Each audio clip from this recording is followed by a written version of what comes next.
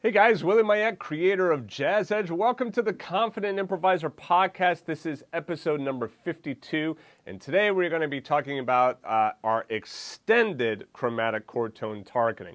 So just like in the last episode, we were talking about adding in some of that chromaticism in between our target notes. Now we're going to talk about what happens when those chords last for an entire measure versus 2 beats, right? In reality, that's really kind of our challenge as improvisers of jazz. There are some tunes in which the chords move every 2 beats, and then there are some tunes in which chords move every 4 beats. That by far and by large is the most common rhythm for our chord progressions. 2 beats per chord or 4 beats per chord. Now, is that always the case? No. Sometimes you'll have a chord just for 1 beat. Sometimes you'll have a chord for 3 beats and then 1 chord for 1 beat, right? And there's all different variations. But by and large, the 2 beats per chord or 4 beats per chord is the most common. So you really want to work that pattern out, that rhythmic pattern for your chords to make sure that you can create improvisational lines over chords that are 2 beats apiece and chords that are 4 beats apiece.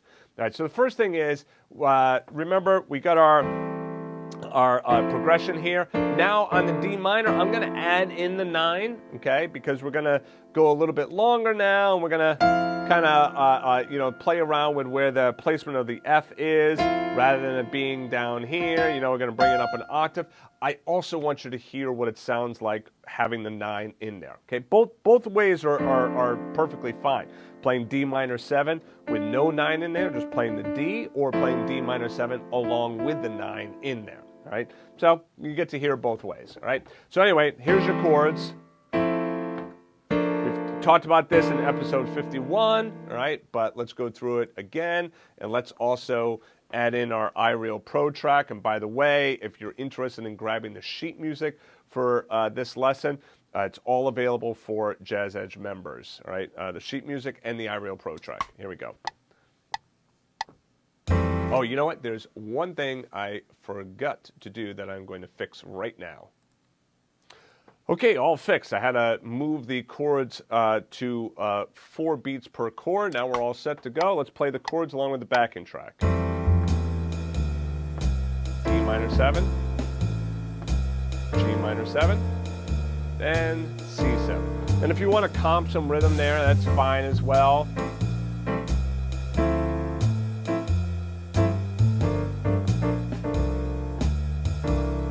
All right, so next phase of this is, again, we're going to target our chord tones. And then you can really target any chord tone here, okay? So here I'm starting with the 3rd of F major, okay? Then I'm going up to the 3rd of D minor, and I'm going to the 5th of G minor, and going to the 3rd of C7, okay?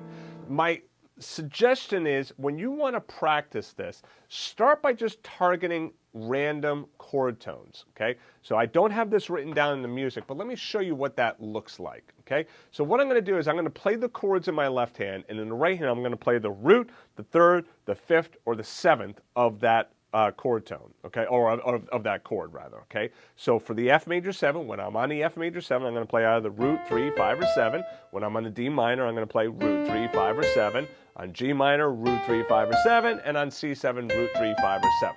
And it sounds like this. I'll start with the 5th of F. Let me go to the root of D, 3rd of G minor, root of C, 3rd of F, 7th of D, root of G, 5th of C. All right, so now that should be relatively easy for most of you to be able to do that.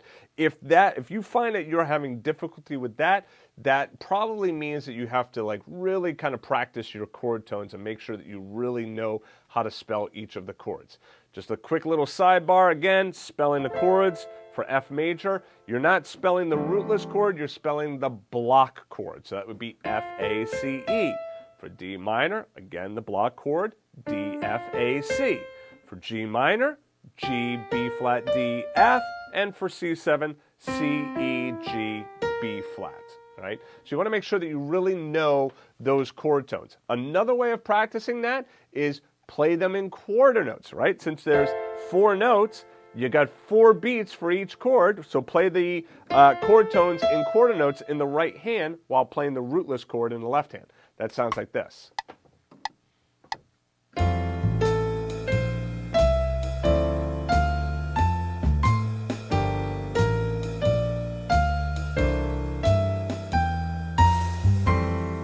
See how you can go in opposite directions and also use inversions?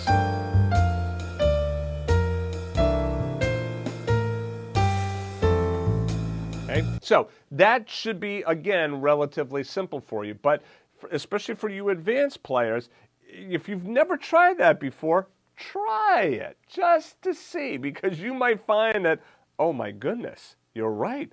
I have difficulty doing that on the fly. And if that's the case, don't worry, don't fret about it. Just practice it, okay? All right, so now that we have our chord tones, now we're going to start to fill in between. All right, so what do I have here? I have...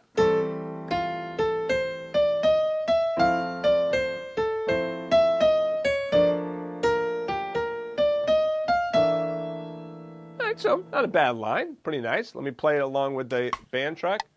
Here we go.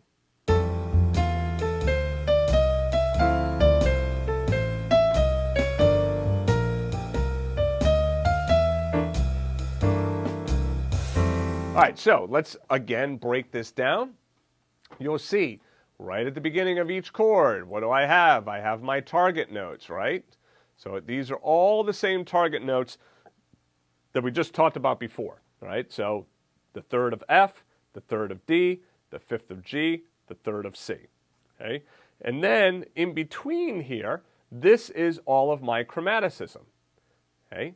I might be utilizing chord tones, I might be utilizing my chromatic scale, okay? I might be utilizing enclosures, but this is kind of the meat. Now, another way of thinking about your improvisation is like this, like a sandwich, right? So you got a piece of bread on the top and a piece of bread on the bottom. And then in the middle is all of the meat, okay?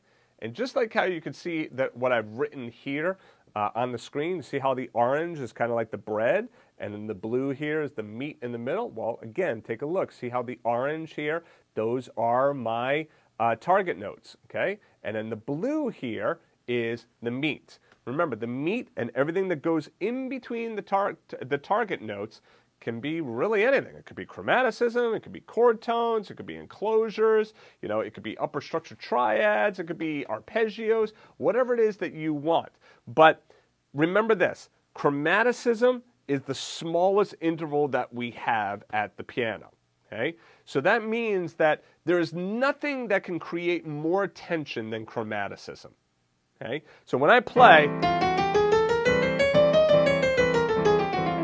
I can't create any more tension than that unless, of course, I start doing, you know, like mashing down notes, okay? But we're talking about single note lines right now. So when I have a single note line, the chromaticism and the chromatic scale is going to create the most amount of tension.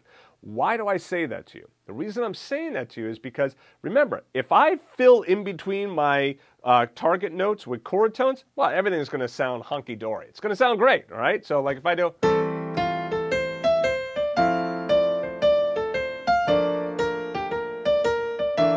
right? Sounds perfectly fine because all of those notes, chord tones rather, they all work, right? Chord tones are always going to work in your improvisation. But then as I start to fill in between with smaller intervals, for example, the chromatic scale, now I start to create some more tension.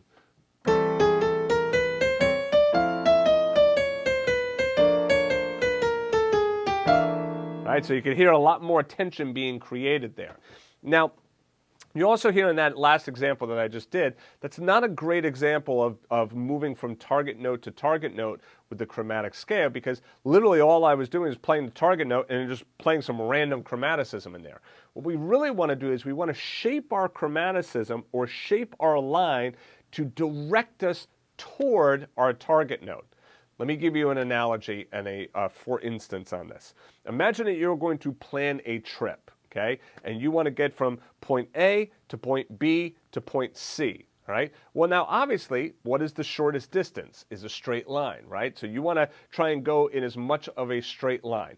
Now, for those of you that are outside of the United States, you might not know this geography, but Chicago is up north, Florida is down south, Rhode Island is to the east, California is to the west, all right? So if I start in, if I want to go, and I want to go from, Rhode Island to, say, Chicago, right? I'm not going to go Rhode Island to California, then Florida, then to Chicago, right? Because I'm going to be traveling all over this country needlessly rather than just going in that straight line, okay? Same thing happens with your improvisation as well. You want your improvisation to kind of make a little bit of sense.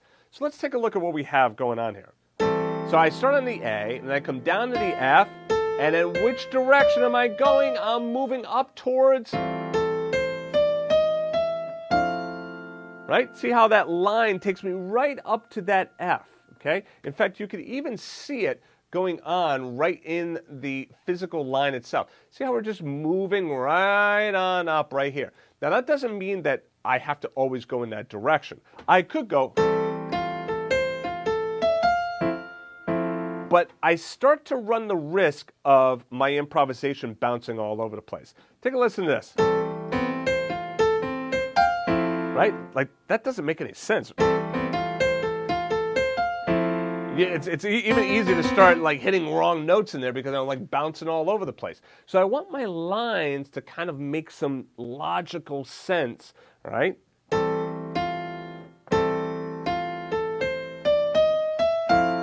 Right, so now I get up to the F, which is the third of the D, okay? And now where am I going? I'm going F, D, C, A, C, E, E flat, C sharp, then to D.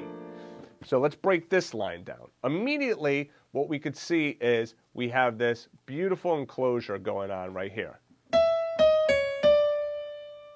All right, so it's a double chromatic from above, half step from below, getting to my target. I could even sneak this one in with the C and say that that's a whole step from below, then a double chromatic from above, then half step below to my target. So I could look at all four of those notes as being part of my enclosure. What's going on in the beginning here? This first part. F, D, C, A. Boom. Chord tones. So I utilize my chord tones, and then I utilize my chromaticism, and I get this line. Okay? Real nice sounding line. Okay? And again, all I'm using is chord tones and chromaticism. Finally, when I get to the G, I hit the D. Okay, so now I'm hitting the D, B flat, G. That's my third and my root. Back to the B flat, third. Then here, what am I doing? Double chromatic from below, half step from above, resolving to the third of C. So what you'll notice here is that you have a lot of these enclosures that are going on, okay? All of these enclosures.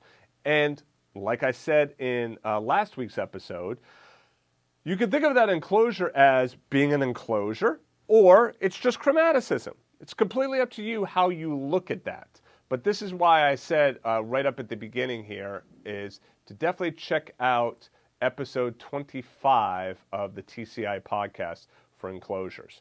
Now, what I've also done is I've also created a couple of blank measures here where you could write in your own. You can kind of practice your own, creating your own lines. So one way in which I would start doing this, okay, for creating your own lines is do exactly what I said before, right? So I'm going to put on the backing track and I'm going to talk over it while I play it. All right, so the first thing to do is just start with playing a chord tone. Right, and just hold it out for, the full 4 beats. Next,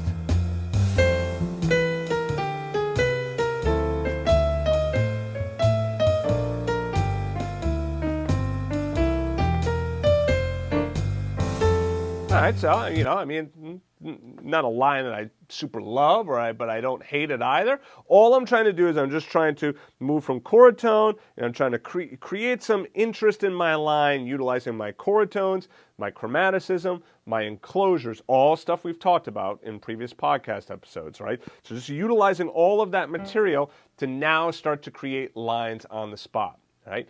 Now, what's important is I'm creating these lines using a simple 4-chord progression. I could also do it over a 3-chord progression, just a 2-5-1. I could also do it over just a simple progression like 1 to 5 or 1 to 4, whatever.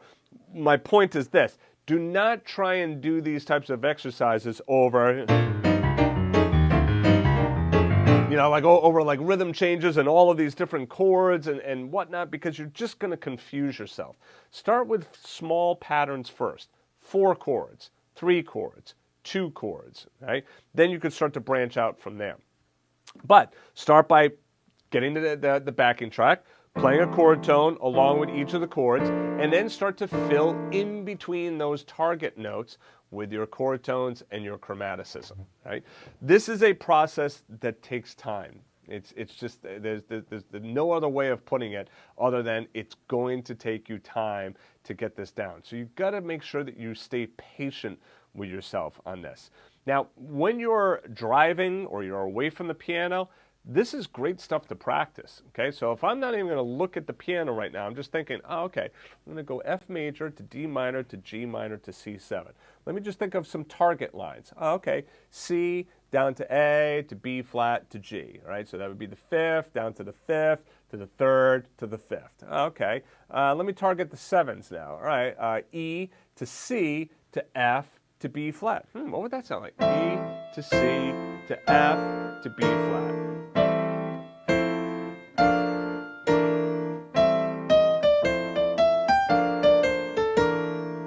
So you see how then I can start to fill in there with some lines. And also notice what I'm doing with my lines. Quarter notes, eighth notes, quarter rests, eighth rests, maybe some triplets in there now and again.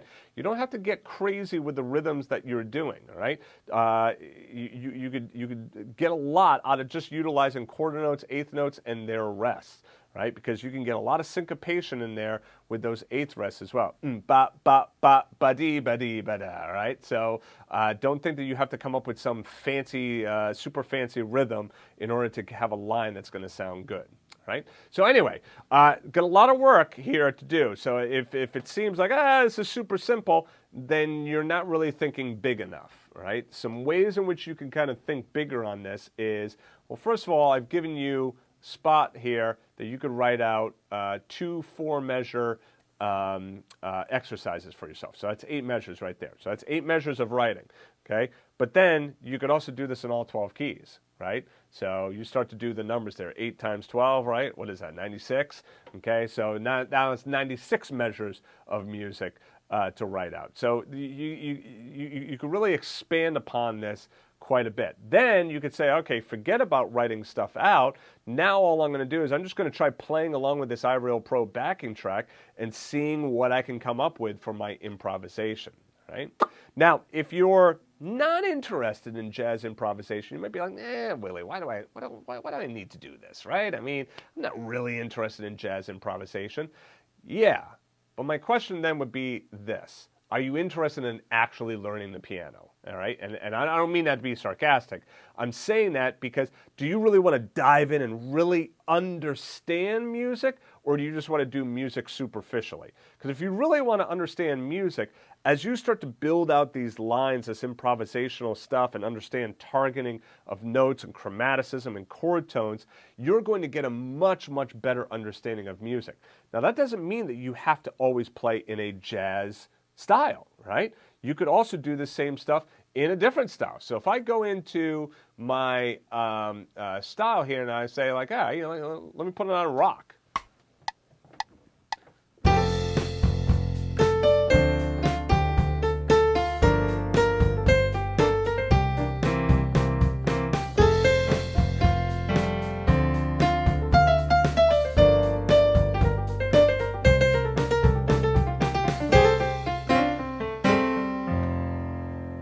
So I can move this into other styles. I can move it into other tempi, right? So go slower, go faster.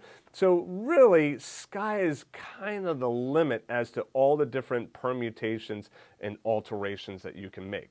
So my encouragement to you is think like an artist. Think like a musician. And to think like an artist and think like a musician means that you are looking for new ways of challenging yourself. So improvisation is not just about improvising notes, it's also about how good is your exercise improvisation? Meaning, how good is your brain at coming up with new exercises for you to practice, right? So think about different ways in which you could change an exercise around so you don't get stuck just thinking, well, Willie only gave me this, right? And that means that that's all I do, right? No, there's plenty more that you can do. So it's just really up to your own imagination. So be imaginative with different ways in which you can tweak these exercises to, fit the bill that you need fit, right? So like fit the styles that you want to learn and fit the types of songs and progressions that you want to learn. Now, as a reminder, if you'd like to get the sheet music for today's lesson, the sheet music is available for all Jazz Edge members. Just go back to JAZZEDGE.com for information on that. And then also, be sure to check out all of the other podcast episodes. They're free. You can just go right to Apple Podcasts, type in the Confident Improviser, or go any place that you get podcasts, and then be sure to subscribe to the podcast. And if you like it, do me a favor and leave a review, leave a rating. I always love to read the reviews and read the ratings. So thank you so much. I appreciate it. And I will see you guys in the next podcast episode.